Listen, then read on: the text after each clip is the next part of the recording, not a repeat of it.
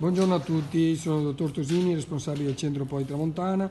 Oggi vi faccio vedere la ripicchettatura della melanzana innestata e quindi quella tecnica, quel procedimento di passaggio della piantina da 104 fori, dove è stata innestata, al 40 fori, quindi per dare sostanzialmente più volumi di terra alla piantina, quindi per andare a ricercare una superficie assorbente maggiore e quindi far maturare la pianta per poi essere trapiantata. Qui vedete vi ho messo due piantine, una piantina di melanzana franca di piede, quindi direttamente ottenuta dal seme, che è circa 10 giorni più avanti di una piantina innestata.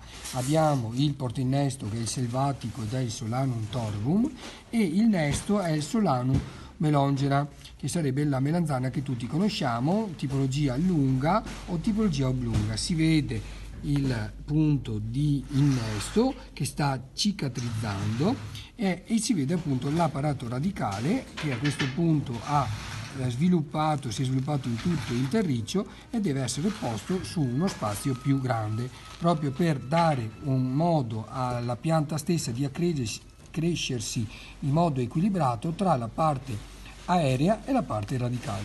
Vi ringrazio dell'attenzione, ci vediamo la prossima settimana, arrivederci a tutti.